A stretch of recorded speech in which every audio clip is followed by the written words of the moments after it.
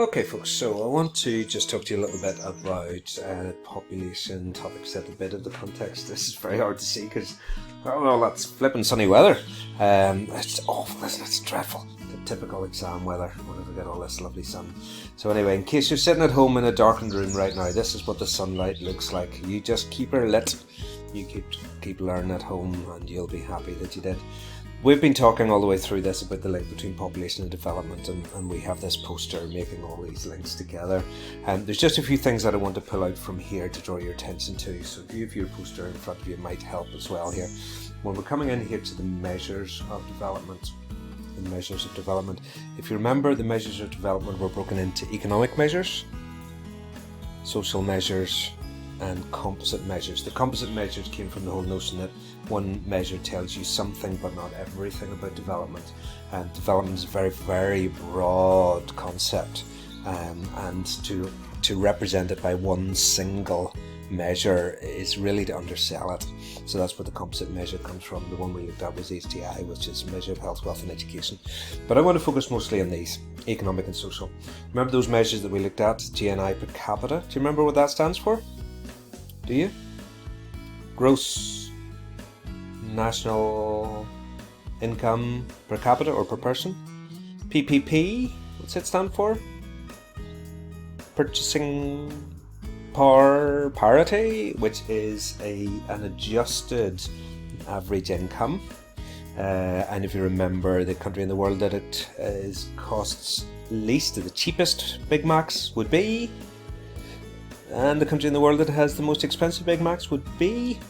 It's not ever anything you're going to write in an exam, but it's just to help you to remember the fact that the same product doesn't cost the same amount of money in different countries, and therefore the PPP reflects that. So it shows you how much your money can actually buy. These are all to do with economics. Is money important? Well, yeah, if we bring over here, money is important to invest in some of these things like improvements in MSN, improved education for women, which sets you off down here towards the demographic dividend, which then feeds into this, that helps with the globalization, because that's one of the things that attracts the people across. Yes, money is important, but is money everything? No. No. Saudi Arabia, remember, an economically well-developed country for an LEDC. A lot of oil wealth there, but in terms of social development, not so much. Now, in terms of the classic social development, education rates good there, yes, health, yes, but it's these broader aspects like the role of women, freedom of speech, those kinds of things. So we need to measure the standard of living, which would be your economic measures, but we also need to measure the quality of life, which would be your social measures. But just to let you know, these are the ones that really are, they're quite interesting. I think when you get into stuff like this is definitely something that captures your attention, isn't it? And it is an important part of social development, but social development rests in these. These are the two keys especially to unlocking a lot of this, because look at where this leads to. If you have investment in education and literacy rates, you not only can enable individual people to improve their lot in life, but we come over here and look at educating women and remember all of the things that leads out to. So in terms of a social development measure, that's very important. So things like the people per doctor would be a very, very important aspect of that. Education, literacy rates, very, very important. So those are foundational, but they're not all there is to say about this. So all of that really just to remind you again, this development is a very, very broad concept. And it brings us to the map. How many times have we seen this map before, from most developed to least developed? The biggest contrast is between the likes of Europe and Sub-Saharan Africa. Remember Senegal? We dealt with it down here. It's just about on here, if you look in your own poster. Do you remember Eritrea? Right, do you remember the GNI per capita in Senegal? Now, that's not a fact that you need to learn, but do you remember it? Toby, I'm quite sure, will remember it. What was it, about $300? Something like that. It's pitifully low, and you remember the push that was for migration of the economic factors, the economic migrant here. The social development here, the freedom, political freedom in Eritrea, the conscription that's going on, the persecution, Syria, that people are fleeing war and things like this. So what we see here is this development gap So what is the development gap? Well, it's encapsulated by this map, isn't it? That we've looked at in so many versions of this. What is the development gap? The development gap is a description of the difference and diversity of development that there is across the world. And if you want to go on, you could give examples of that. And you can maybe quote a range of these if you like. You've got from most developed to least developed. But certainly the contrast between the likes of Europe and sub-Saharan Africa are very marked. And when we did our migration topic, isn't that exactly what we looked at? The movement of people from this place in greatest poverty in sub-Saharan Africa up to Europe because of that development gap, and because they thought that that would be a way of improving their economic lot in life. So, some of the key things to pick out from this, it's how we measure development, social and economic impact, or social and economic aspects of development. Money is your standard of living. Social is your quality of life. And it's important that whenever you're measuring development, you have a broad range of these things, because one measure tells you something but not everything. So here's a question for you to consider. How would you describe the development, economic and social development of Ireland? How wealthy? Do you know that Ireland is actually one of the top countries in the world for HDI? It ranks up right at the very top. HDI includes PPP, includes education and health. Interesting that. So how would you describe the development of Ireland? What makes Ireland a developed country? What makes Ireland much more developed than the likes of Eritrea? So think for a moment. Think. What are the difference in standard of living in Ireland and, Senegal, not Eritrea. Eritrea's over there. What's the difference in standard of living between Ireland and Senegal? What's the difference in social development and access to health and education in Ireland and Senegal? Now, the question is less about do you know the actual figures for this? Because this is less about you holding a lot of those figures in your head, but it's more about you getting the sense of what that difference is. Remember, we talk about development gap. It's the difference in development, the diversity of development across the planet, and especially that contrast between Europe and sub-Saharan Africa is very, very strong. Again, our little migration map, because what's driving this migration in many ways is this economic migrant. The development gap is driving this. This is why a poster like this is so useful. It really makes all of those connections there for you. So what I want to do now is to move on and take a look at some particular examples of some of these measures of development.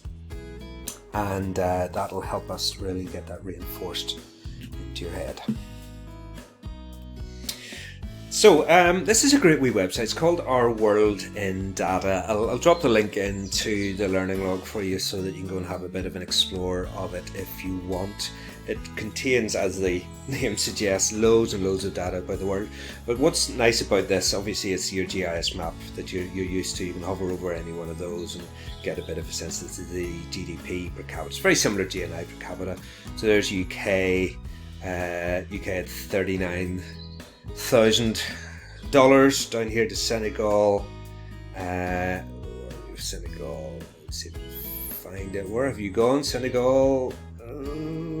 There we go. Oh, yeah, we got it. So, yeah, in 2017 it was $2,471. So you can see the difference, and there's that development gap just writ so large, isn't it? And it's just all there over here.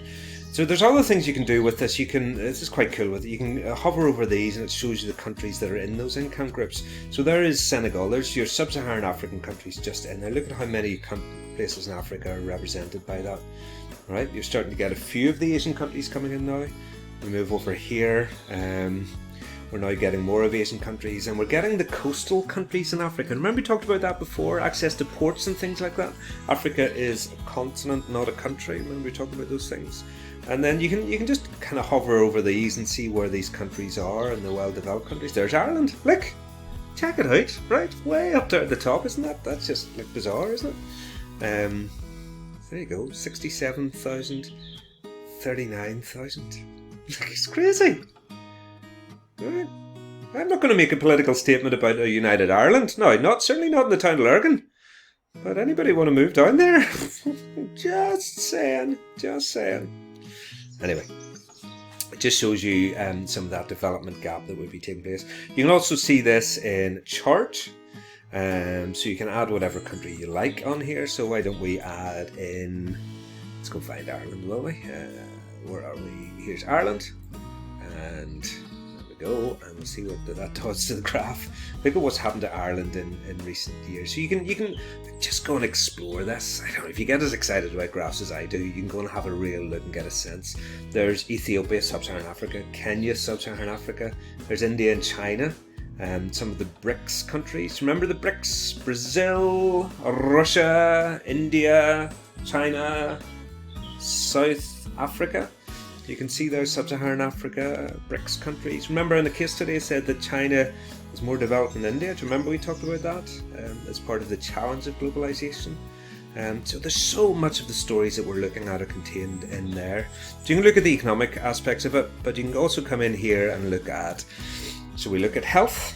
So that this allows you to pick anything that you want here in terms of these factors. Loads and loads and loads of them. So let's look at infant mortality. Although you can look at any one of those. Come in here to infant mortality.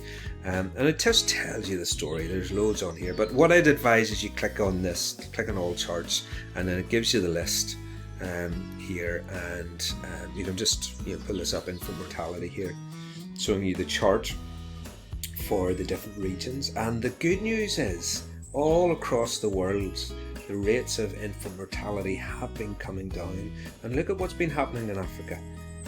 Now it's still much higher and there's still a way to go, but there is good news in all of this. The development gap is real, but progress is being made, and you can go back over time and see there's Africa, right? So if we go back to the 1950s, look at the difference, and then we'll run this forward, look at the improvements coming down all over the world. There is a gap there, undoubtedly, but look at what's happening. Let's follow Africa. Look at how it's coming down quickly towards the end. Look at that rate of change. Now the good thing about this, and why I love this graph, is it shows you those rates of change very quickly and very well. Just keep your eye on Africa as we come across here. Look, it's falling. Now, what would your verb, or your verb's falling, what would your adverb be? It is quite steady. Remember, steady means constant. Then it levels off for a bit, and then it's going to fall quite fast. It's one of the fastest rates of falling across the world. And that way of showing the graph really allows you to see that change over time. Or if you want to see it in the map, you can do that. I should have said to you that these maps do change over time as well. Come back here. Let's watch Africa. Let's watch Africa again. Look at the colours, improving over time. Now, does that development gap still exist today? Yes, it does. Is Sub-Saharan Africa still the area where there's highest rates of mortality, infant mortality? Yes, it is, but look at how that gap has been closing. There's positivity with this. Listen, there's loads and loads and loads you could explore there. You can go in, and that's just your go back, that's your